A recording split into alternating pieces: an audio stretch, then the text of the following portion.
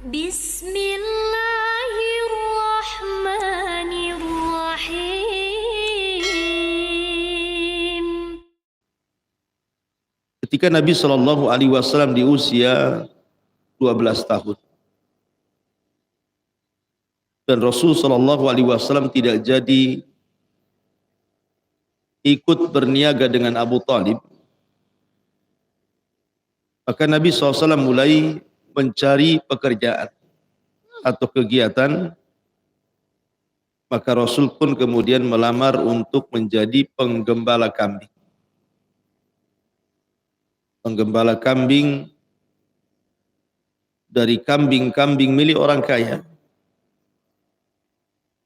Makanya Nabi SAW sendiri yang menceritakan, ma min nabiyyin illa wara'al ghanam. Tidak ada satupun nabi kecuali mereka menjadi para penggembala kambing. Termasuk Anda wahai Rasul, termasuk saya. Jadi Nabi SAW sendiri yang menceritakan bagaimana kehidupan masa remajanya dihabiskan untuk menjadi penggembala kambing. Tapi justru ketika menjadi penggembala kambing inilah akhlak Nabi SAW mulai terkuat, mulai tersebar siapa sebenarnya Rasul SAW.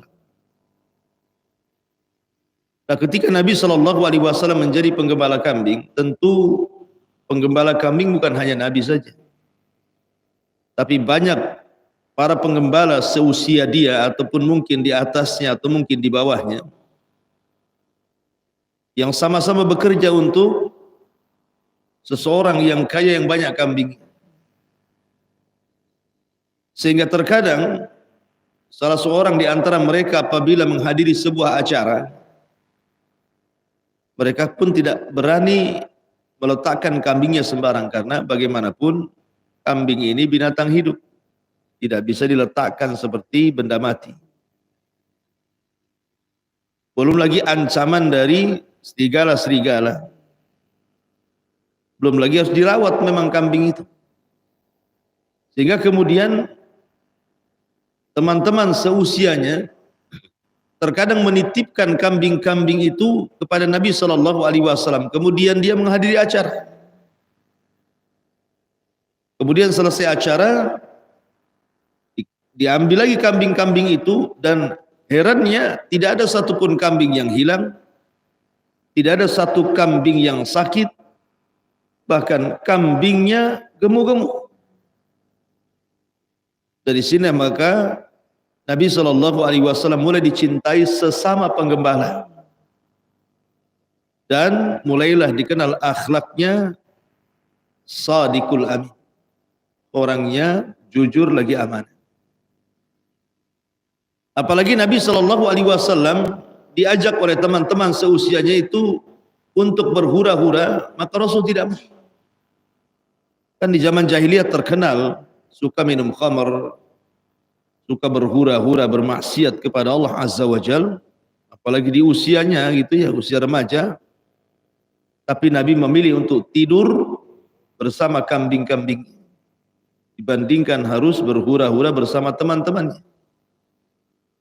Dari situ juga Rasul terkenal sifat iffahnya, menjaga diri dan kehormatan.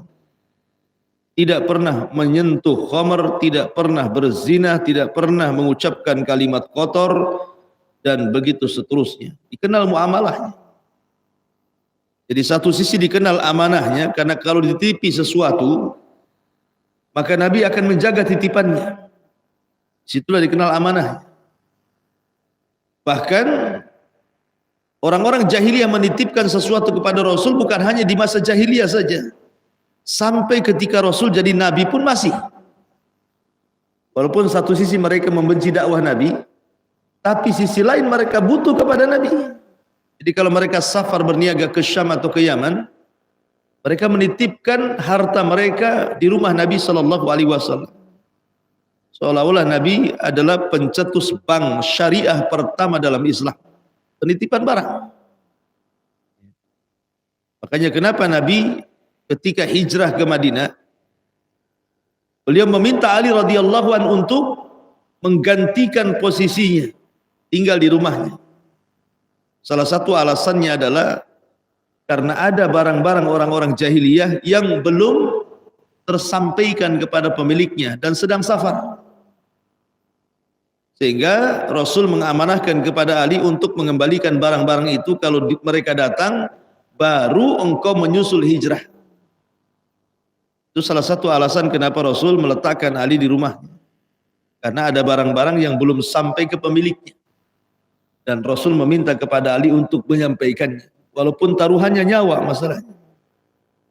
Tapi yang jelas bahwa begitulah kehidupan Rasul di masa remaja, dihabiskan untuk menggembala kambing.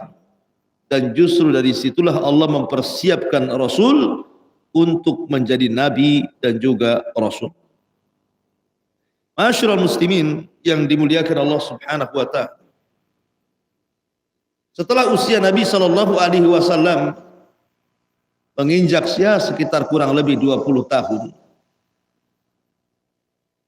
maka ada seorang wanita yang dikenal dengan Afifah, wanita yang jaga kehormatannya, yang bernama Khadijah bintu Khuwailid. Ingat, Khadijah tidak seperti wanita-wanita Quraisy. Dia tidak pernah menyembah berhala. Karena di zaman jahiliyah, sedikit saya mengupas zaman jahiliyah. Sebelum kedatangan Nabi SAW, ada 4 orang yang dikenal agamanya Hanif, tidak pernah menyentuh berhala. Pertama, Waraqah ibn Naufal. Waraqah ibn Naufal inilah satu di antara 4 yang tidak pernah menyentuh berhala dan menyembah berhala. Sampai akhirnya Allah takdirkan Waraqah ibn Naufal tanassah, masuk ke dalam agama Nasrani. Awalnya dia memegang agama Ibrahim, tapi karena memang di zaman jahiliyah mayoritas para penyembah berhala, maka dia pun mencari-cari kebenaran. Akhirnya dia ke Syam, kemudian belajar kepada seorang rahib dan menjadi Nasrani. Kemudian pulang ke Mekah, dan dia pun kemudian menginjak sampai tua, dan Allah pertemukan dengan Nabi SAW. Kemudian masuk ke dalam Islam. Kemudian setelah pertemuannya beberapa bulan setelahnya, Waraqah meninggal dunia. Nanti ada kisahnya Waraqah ibn Naufal dengan Nabi SAW dan juga Khadijah bintu Khuwailid. Kemudian yang kedua Sa'id, yang kedua Zaid ibn Amr ibn Naufal. Zaid ibn Amrin ibn Naufal. Ini tidak pernah menyentuh berhala. Bahkan Asma putri Abu Bakar Siddiq radhiyallahu anhu menceritakan tentang kisah Zaid ibn Amr ini. Jadi suatu ketika Zaid ini pernah menghadapi para penyembah berhala di Mekah. Kemudian dia katakan, kafartu billat wal Uzzah. Aku mengkufuri Lata dan Uzzah. Artinya bahwa dia terang-terangan menolak agama kesyirikan di Mekah itu. Sampai ke suatu ketika kata Asma, dia pun memandang Ka'bah kemudian mengatakan, ya Rabb, aku ingin menyembah dirimu tetapi aku tidak tahu bagaimana caranya. Aku hanya bisa menyembah dengan hatiku saja. Dari sini kemudian Zaid ibn Amr akhirnya dari Mekah berangkat ke Syam, ingin mencari kebenaran. Sampai di Syam, ada seorang rahib menyarankan kepada Zaid ibn Amr ini untuk pulang kembali ke Mekah. Dan kata sang rahib, wahai Zaid, pulanglah kau ke Mekah kembali. Ini tahun lahirnya seorang nabi. Ini tahun lahirnya seorang nabi, kau akan mendapatkan kebenaran. Maka Zaid ibn Amr ibn Nufail ini pun pulang, tetapi sayang di tengah jalan dicegat oleh para perompak. Kemudian dia pun dibunuh. Tapi sebelum meninggal, Zaid ini Dia berdoa kepada Allah Subhanahu wa taala dan mengatakan, "Ya Rabb, kalau kau haramkan diriku berjumpa dengan nabi akhiruz zaman, maka kau jangan haramkan keturunanku." Akhirnya setelah itu kemudian dia pun mati, dibunuh. Maka salah satu putranya menjadi satu di antara 10 sahabat yang dijanjikan masuk surga. Siapa? Sa'id ibn Zaid ibn Amr. Sa'id ibn Zaid masuk pada kategori al-asyaratu al-mubashiruna bil jannah. 10 sahabat yang dijanjikan masuk surga, salah satunya Sa'id bin Zaid. Abu Bakar, Umar, Utsman, Ali, Abdurrahman bin Auf, Abu Ubaidah, Ibnul Jarrah, Talha, Zubair, kemudian Sa'id ibn Zaid. Kemudian satunya siapa? Tidak tahu, lupa. Saya pun lupa. Ya, Sa'ad bin Abi Waqqas. Ahsan. Baik, jadi 10 sahabat yang dijanjikan masuk surga. Salah satunya Sa'id ibn Zaid, putra daripada Zaid ibn Amr ibn Nufail. Bapaknya ini salah satu yang hanif, tidak pernah menyembah berhala di zaman jahiliyah. Makanya Umar ibn Khattab kan masih ada kekerabatan. Karena Sa'id ibn Zaid ini menikah dengan putaranya, adiknya Umar namanya Fatimah. Itu pula yang menyebabkan Umar masuk Islam kan. Ketika Fatimah, adiknya Umar dan suaminya Sa'id bin Zaid sedang membaca Al-Quran dan belajar Al-Quran kepada Khabbab ibn Arat. Tiba-tiba Umar datang, kemudian menampar Fatimah sampai terjungkal dengan itu. Pokoknya dia sadar. Kemudian akhirnya dengan sebab peristiwa itu Umar pun masuk Islam. Jadi Umar masuk Islam itu di rumah siapa? Sa'id ibn Zaid. Diarahkan untuk supaya datang ke rumah Arqam bin Arqam. Kemudian disuruh untuk menemui Rasul dan masuk Islam. Nah, Umar mengatakan kepada Rasul, "Ya Rasulullah, bagaimana kondisi Zaid ibn Amr di akhirat? Kan dia tidak pernah menyembah berhala." Maka Rasul mengatakan, nanti pada hari kiamat Zaid ini akan diutus sendirian. Karena dia satu-satunya umat yang tidak menyembah berhala di zamannya maksudnya. Yub'atsuna yaumal qiyamah ummatan wahdah liwahdiha, ummatan liwahdiha. Dia akan diutus pada hari kiamat sendirian di antara semua umat yang menyembah berhala. Dibedakan karena dia memang tidak menyembah berhala masalahnya. Kemudian juga selain daripada Zaid ibn Amr ibn Nufail, di sana ada Utsman ibn Nufail. Tapi terlalu frontal dia dakwahnya, terang-terangan tidak mau menyembah berhala, akhirnya disiksa oleh orang-orang Quraisy dan meninggal. Kemudian di sana ada Ubaidillah ibn Jahas. Ubaidillah ibn Jahas.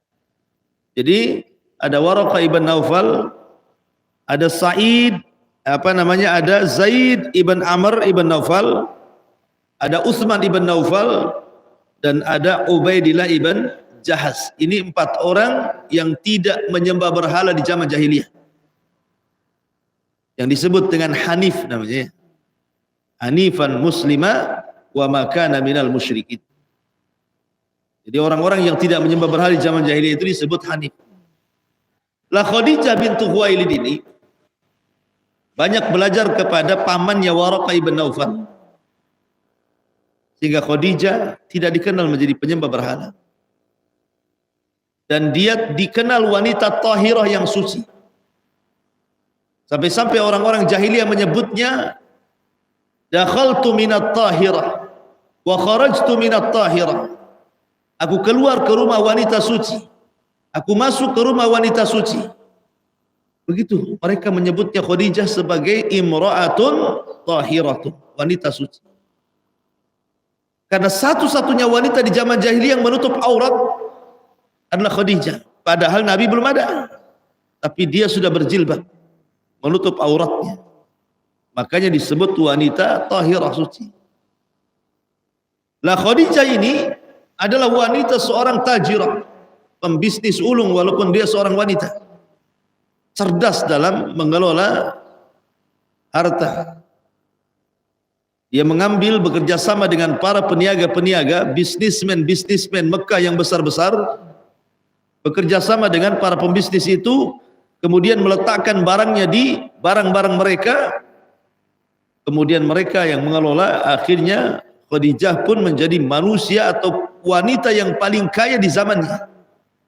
Bahkan kalau seandainya para pembisnis laki-laki dikumpulkan hartanya yang ada di kota Mekah itu, masih belum bisa menjangkau hartanya Khadijah bintu Khuwailid. Sampai seperti itu ulama mensifatkan saking kayanya Khadijah gitu.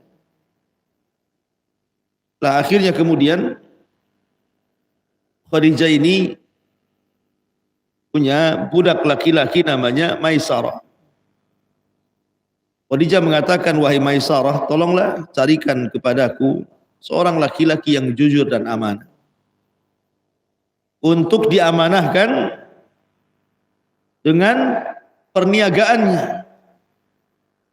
Akhirnya Maisarah pun kemudian mencari-cari orang, berjumpalah dengan Nabi SAW. Kemudian ditawarkan tentang kerjasama, mau enggak engkau menjadi pekerja Khadijah, memutarkan modal Khadijah, berniaga ke Syam ataupun ke Yaman, kemudian pun bicara empat mata. Akhirnya Rasul deal dan menjadi pekerja Khadijah dengan sistem mudharabah.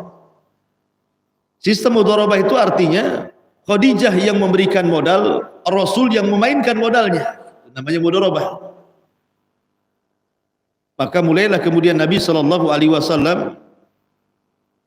berniaga kepada Khadijah, dan Khadijah ketika itu mempercayakan kepada Maisarah agar Maisarah mengawasi Nabi SAW, karena dagangan yang dibawa dia cukup banyak, sehingga kalau mengalami kerugian akan rugi besar, tapi kalau mengalami keuntungan akan untung banyak. Maka Rasul pun kemudian mulailah membawa dagangannya menuju Syam dengan kafilah-kafilah dagang Quraisy yang lain. Maka karena Maisarah diamanahi Khadijah untuk memperhatikan Rasul, maka selama perjalanan Maisarah pun berusaha untuk memperhatikan gerak-gerik perjalanan Rasul. Subhanallah. Istilah Maisarah melihat keajaiban yang tidak pernah dilihat sebelumnya. Sepanjang jalan dari Mekah menuju Syam, ada awan yang menaungi Nabi SAW di tengah-tengah terik matahari yang sangat panas dan cuaca ekstrim.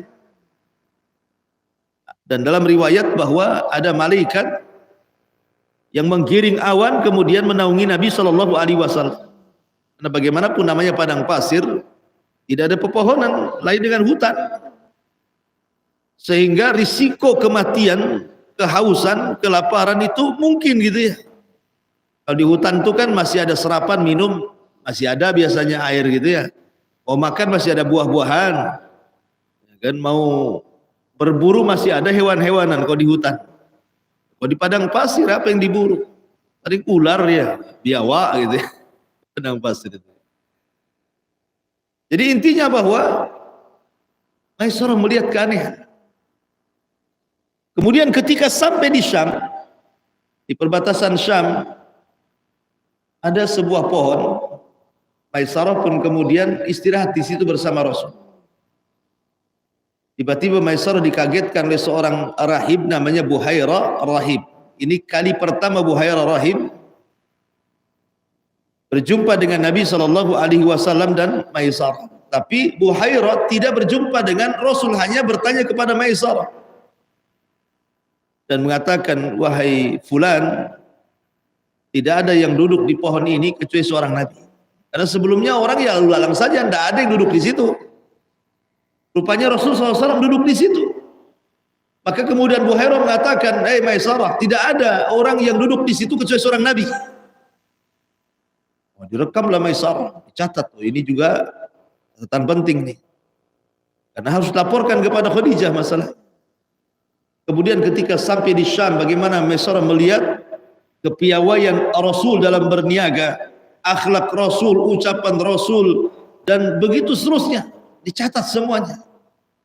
Dan yang lebih mengherankan lagi, Rasul mendapatkan keuntungan berlipat-lipat dari hasil perniagaannya. Dan itu tidak pernah dialami Khadijah sebelumnya oleh para peniaga-peniaga. Maka pulanglah Maisarah bersama Rasul membawa keuntungan besar dari Syam menuju Mekah. Sampai di Mekah, Maisarah bercerita tentang perjalanan dia dengan Nabi Shallallahu Alaihi Wasallam. Kemudian dihubung-hubung kaitkan dengan akhlak Rasul yang sangat terkenal di kota Mekah, Shadiqul Amin. Maka ini jadi bahan pertimbangan Khadijah. Siapa sosok yang selama ini menjadi pekerja dia? Muhammad sallallahu alaihi wasallam. Lambat laun, maka akhirnya hati Khadijah pun mulai suka dengan Rasul sallallahu alaihi wa ala alihi wasallam. Maka akhirnya Khadijah mengutus siapa? Nafisah, saudaranya Nafisah bintu Khuwailid, untuk melamarkan. Karena dia sudah suka. Maka Nafisah diutus Khadijah, coba datang kepada Muhammad, mau enggak dia menikah? Menikah dengan siapa? Yang denganku lah. Ada yang mengatakan ketika itu usia Rasul 25 tahun. Dan ada yang mengatakan ketika itu Khadijah usianya 28 tahun. Ada yang mengatakan 40 tahun. Ada yang mengatakan Tamanin wa ishrina sanatan, 28 tahun. Tapi ada juga yang mengatakan arba'ina sanatan, 40 tahun. Ya bisa 28, bisa juga 40. Dan tidak ada aib seseorang menikah dengan wanita yang jauh lebih tua dibandingkan dirinya. Jabir bin Abdullah radhiyallahu anhu, putra daripada Abdullah bin Haram. Abdullah bin Haram ini kan sudah tua. Sudah tua. Anaknya banyak. Laki-laki 1, perempuan 9, masih kecil-kecil. Datang perang Uhud. Maka Abdullah bin Haram datang kepada Nabi SAW ingin jihad. Maka Jabir bin Abdullah ketika itu datang kepada Rasul agar jangan mengizinkan. Wahai Rasul, jangan kau izinkan ayah. Bagaimanapun dia tidak layak berjihad. Dia sudah tua, sakit. Mendengar Abdullah bin Salam ini, Abdullah bin Haram dihalang-halangi oleh putranya Jabir, marah dia. Dia datang kepada Nabi SAW dan mengatakan, tidak, saya akan jihad. Kata Rasul, bagaimana anak-anak? Katanya Abdullah bin Haram, sudah ada Jabir, dia yang akan merawatnya gitu. Dan Jabir itu anak laki-laki tertua. Kemudian dia menghadap Jabir bin Abdullah dan mengatakan, ya Jabir, laulal jannah la afartuka iya. Kalau bukan karena sorga, aku siap menggantikan posisi. Kau di sini, aku di sana. Tapi jihad ini urusan sorga. Besok akan terjadi perang besar, perang Uhud. Saya harus terlibat dalam amalan-amalan mulia ini. Kalau bukan karena sorga, tentu aku siap digantikan posisiku. Tapi karena ini masalah sorga, aku tidak mau digantikan posisiku. Rupanya apa yang dilakukan Abdullah ibn Haram disusul oleh temannya, namanya Amr ibn Jamuh. Amr ibn Jamuh lebih parah lagi, pincang dia. Tapi karena dia berteman semasa remaja, semasa jahiliyah, semasa Islam, ketika mendengar kawannya ikut jihad, ingin jihad juga. Akhirnya dua-duanya diterima. Itu tentara paling tua dari semua tentara, Abdullah ibn Haram dan Amr ibn Jamuh. Dua-duanya sakit. Yang satu cacat, tidak bisa jalan. Yang satu sakit. Tapi diterima juga jihad. Karena kekeh ingin perang gitu. Allah takdirkan dalam perang Uhud, dua-duanya meninggal. Dan dua-duanya yang pertama kali meninggal di awal-awal. Maka selepas perang Uhud, Nabi memerintahkan suruh menguburkan keduanya dalam satu lubang. Karena di masa ketika beliau keduanya masih hidup, keduanya senantiasa bersama-sama dalam rangka beribadah kepada Allah, maka dikuburkan dalam satu lubang. Abdullah ibn Haram dan Amr ibn Jab. Yang ingin saya ceritakan anaknya Abdullah ibn Haram, namanya Jabir. Ketika meninggal ayahnya, tentu yang jadi posisi ayah bagi anak-anaknya Abdullah bin Haram adalah Jabir bin Abdullah, selaku anak laki-laki terbesar masalahnya. Semua perempuan semua kecil-kecil.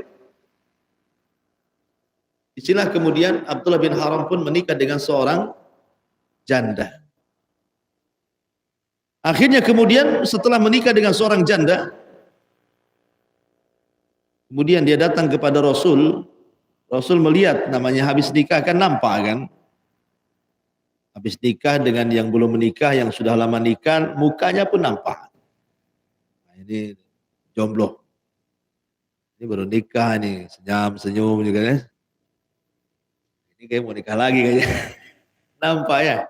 Jadi Rasul bertanya, ya Jabir, nampaknya kau sedang bahagia. Kata Jabir, benar wahai Rasul, aku baru menikah. Dengan perawan atau janda? Kata Jabir, dengan janda wahai Rasul. Kenapa kau tidak menikah dengan perawan supaya engkau bisa bermesraan lagi lebih dibandingkan dengan seorang janda? Kata Jabir, tidak wahai Rasul. Aku mencari seorang janda bukan hanya dijadikan hanya untuk istriku saja, tapi untuk ibu dari adik-adik. Jadi Jabir mengambil janda itu karena dia melihat maslahat. Adik-adiknya banyak, masih kecil-kecil. Makanya dia menikah dengan seorang janda. Makanya dia mengatakan, aku bukan hanya mencari seorang istri, tapi juga mencarikan ibu bagi adik-adikku. Itulah jawaban Jabir bin Abdullah. Jadi terkadang janda itu lebih diperlukan dibandingkan perawan gitu maksud. Karena janda lebih berpengalaman gitu, dibandingkan seorang gadis. Walaupun menawan, tapi kurang pengalaman. Ini bahasanya ya. Masyaallah muslimin yang dimuliakan Allah Azza. Jadi ketika Rasul menikah dengan Khadijah, terkadang ya wanita yang memiliki usia lebih daripada seorang suami itu menjadikan suaminya sukses. Karena kecerdasannya, pengalamannya, dan pengarahannya. Seperti Khadijah dengan Rasul. Walaupun mungkin tidak semua, banyak juga yang kalau laki-lakinya usianya lebih muda, perempuannya lebih tua, dia akal-akali pula sama istrinya kan. Atau mungkin istrinya lebih tinggi sekolahnya gitu ya, sarjana lah, suaminya pula lulusan SD, habislah tuh diatur-atur sama istrinya. Ada juga yang seperti itu. Tetapi bagaimanapun kalau seandainya rumah tangganya barometernya adalah agama loh ya, bukan title, bukan harta, bukan apa, maka terkadang wanita yang tua itu dibandingkan pasangannya, suaminya, kalau memang ini unsurnya unsur agama, pasti akan lebih mengarahkan dibandingkan yang gadis gitu, apalagi yang jauh usianya, punya anak, anaknya nangis, ibunya ikut nangis kan itu ya, karena masih muda masalahnya, bingung apa yang mau dilakukan. Masyaallah muslimin yang dimuliakan Allah, bukan berarti saya memperjuangkan hak-hak janda. Enggak juga. Ini Ustaz bela janda. Yang perawan gimana Ustaz? Perawan juga cerdas-cerdas juga sah. Tapi perawan tua yang kebanyakan sekolah enggak mau nikah gitu ya. Masyaallah muslimin yang dimuliakan Allah Azza wa Jalla. Taib. Kembali bahwa Rasul menikah dengan seorang janda yang namanya Khadijah bintu Khuwailid. Khadijah ini sebenarnya ikhwan sudah pernah menikah dengan seorang namanya Atiq ibn Aid. Suami pertamanya namanya Atiq ibnu Aid. Tapi sayang meninggal dunia. Kemudian Khadijah menikah lagi dengan seorang laki-laki namanya Abu Halah At-Taimi. Abu Halah At-Taimi sempat punya anak, tapi kemudian meninggal lagi. Jadi Rasul itu suami ketiga sebenarnya setelah Atiq dan Abu Halah, dan tidak ada masalah. Tidak ada masalah Rasul menikah dengan siapapun, yang jelas barometernya adalah agama. Masyaallah muslimin yang dimuliakan Allah Azza wa Jalla. Singkat cerita kemudian Nafisah pun datang kepada Nabi sallallahu alaihi wasallam bahwa menentukan keinginan Khadijah. Oh, dia ingin menikah dengan dirinya. Tapi Rasul itu ikhwan, orang yang beradab, punya akhlak. Dia mengatakan kepada Nafisah, sampaikan kepada Khadijah, hatta asta'dzinu ammi. Aku belum bisa ngasih keputusan sampai aku dapat izin dari pamanku Abu Talib. Oh, nikah saja minta izin. Padahal Rasul sallallahu alaihi wasallam sudah 25 tahun usianya, artinya orang-orang Arab itu kan nampak ya muda-muda aja nampak tua kan. Lain dengan orang kita gitu, udah tua pun nampak muda gitu. Kalau dibandingkan dengan orang Arab. Tapi orang Arab kan dewasa-dewasa orangnya. Tetapi Nabi punya akhlak karena dia hidup di rumah Abu Talib sejak usia 8 tahun sampai sekarang usia 25 tahun. Artinya Nabi SAW sudah lama tinggal di rumah Abu Talib, tentu harus minta izin sebagai adab. Oh, kalau sekarang mana ada izin-izin mau nikah kan? Apalagi antum merantau dari Jawa, dari Medan, dari Padang, dari mana-mana ke Batam gitu ya. Kali ada janda kaya, betul-betul kaya, menawarkan diri, mau nggak nikah dengan anak? Cantik lagi. Saya kira nggak ada istilah nolak itu. Dan nggak ada istilah izin-izin orang tua itu. Mau kapan gitu. Berapa, tanggal berapa gitu. Kalau bisa besok aja lah, jangan lama-lama. Gitu ya. Karena sudah tahu udah cantik, kaya gitu kan, akhlaknya bagus, kurang apa lagi coba Khadijah. Makanya selama Rasul menikah dengan Khadijah, Rasul tidak pernah poligami. Kenapa? Karena semua sifat wanita ada di Khadijah. Biasanya orang yang poligami itu karena merasa ada kekurangan pada istrinya kan. Mungkin kurang pelayanannya, mungkin kurang cantiknya, mungkin kurang ininya, kurang itunya, kurang macam-macamnya. Akhirnya pengen nikah lagi. Tapi kalau seandainya seperti Khadijah yang komplit lengkap semuanya, melebihi 4 atau mungkin 10 daripada wanita atau mungkin lebih, semua ada akhlak pada Khadijah, apa yang dihajatkan Rasul menikah lagi? Makanya selama menikah dengan Khadijah, Rasul tidak pernah ada keinginan untuk berpoligami. Karena merasa cukup dengan Khadijah. Masyaallah muslimin yang dimuliakan Allah Azza, intinya bahwa Khadijah pun menunggu keputusan Rasul. Setelah itu Rasul mendapatkan izin dari pamannya, akhirnya kemudian menikahlah Rasul dengan Khadijah. Ada yang mengatakan maharnya isyruna biqratan, 20 ekor unta. Ada yang mengatakan syittu biqrah, bakarah, 6 ekor unta. Ada yang mengatakan arba'ina bakarah. Artinya ada yang mengatakan 40 ekor unta, ada yang mengatakan 20 ekor unta, ada yang mengatakan 6 unta, dan wallahu alam. Ya. Tapi yang jelas bahwa Nabi sangat memuliakan wanita. Menikahlah Khadijah dengan Rasul, dan yang menyampaikan khutbahnya adalah pamannya Abu Talib sendiri. Kemudian beliau memuji Allah, kemudian juga memuja-muja, kemudian menyebutkan syarafun nasab, bahwa Rasul itu memiliki nasab yang indah, nasab yang baik, dan disebutkan keutamaan Nabi SAW dan begitu seterusnya. Intinya bahwa Abu Talib yang memimpin prosesi pernikahan dan dia yang menjadikan khutbah nikah. Padahal ketika itu belum ada Islam. Rasul kan belum diangkat jadi Nabi. Masih 25 Nabi, 25 tahun, tapi sudah ada khutbah nikah. Artinya dijelaskan keindah syarafun nasab, kemuliaan nasab dan keutamaan Nabi sallallahu alaihi wasallam. Dan dari pernikahan ini lahirlah putra-putra dan putri-putri tercinta Rasul. Pertama Qasim, kemudian Abdullah, ini dari laki-laki.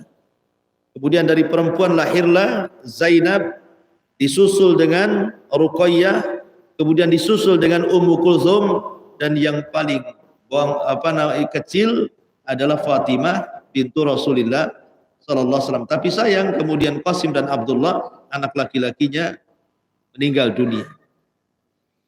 Sehingga ketika meninggalnya orang-orang Quraisy kemudian mengejek Nabi sallallahu alaihi wasallam. Maka turunlah surah Inna a'tainakal kautsar fasholli li rabbika wanhar inna syani'aka huwal abtar. Inna syani'aka huwal abtar. Syahidnya di sini. Orang-orang yang mencela dirimu wahai Muhammad lantaran meninggal keturunanmu, maka merekalah yang abtar. Merekalah yang akan terputus. Tidak akan disebut-sebut namanya, akan hilang di lekang zaman, tidak akan dikenal lagi setelahnya. Tapi walaupun engkau meninggal anak laki-lakinya, maka engkau tidak akan hilang penyebutannya. Makanya Allah mengatakan wa rafa'na laka dzikra, dan kami angkat penyebutan dirimu wahai Muhammad, kau tidak akan dilupakan. Makanya nama terbanyak yang dipanggil di dunia adalah Muhammad, Ahmad. Setiap dengar azan kita dengar nama itu. Setiap dengar qomat kita dengar nama itu. Setiap sholat kita membaca nama itu. Setiap ada orang yang bersalawat kita menjawab nama itu. Bahkan setiap ada orang yang melahirkan, ada juga anak-anaknya disebut nama itu Muhammad ataupun Ahmad. Setiap orang masuk Islam terkadang diganti namanya dan dikasihkan nama Muhammad ataupun Muhammad Ahmad. Siapa namanya? Di zaman jahiliyah Michael, Ustaz. Masuk Islam Muhammad Michael. Jadi ada Muhammad, ada Ahmad. Sampai banyak orang-orang non-muslim pun mereka menamai namanya Muhammad. Padahal di luar Islam gitu ya. Saking cintanya dengan Muhammad, karena Muhammad itu kasratul hamd. Tapi lihat musuh-musuh Nabi sallallahu alaihi wasallam. Abu Jahal, Abu Lahab, Umayyah, Al-Walid dan begitu seterusnya, ataupun kepala gengnya Abu Jahal ya gitu. Tidak ada orang yang menamakan dirinya Abu Jahal sampai hari ini. Sampai siapa ya? Hitler mengatakan Abu Jahal dirinya. Siapa lagi yang bengis-bengis itu? Tidak ada. Hatta perampok sendiri nggak mau dibilang Abu Jahal. Ya, karena nama itu nama sial mungkin. Kan? Sampai orang kafir sendiri loh, para penyembah berhala, nggak ada yang menamai anaknya Abu Jahal. Siapa anaknya? Abu Jahal, nggak ada. Abu Jahal cuma satu di zaman Rasul saja. Dan itulah Fir'aunnya umat ini sampai kiamat. Artinya bahwa nasabnya terputus, tidak disebut kecuali untuk perkara keburukan. Ya. Tapi Nabi SAW dipuja dan namanya disebut-sebut di seantero dunia. Mau baratnya, mau timurnya, mau selatannya, mau utara, nama Rasul sangat harum, disebut-sebut di semua arah. Wallahu a'lam bishawab. Ini yang bisa sampaikan. Dan ada manfaatnya. Subhanallah.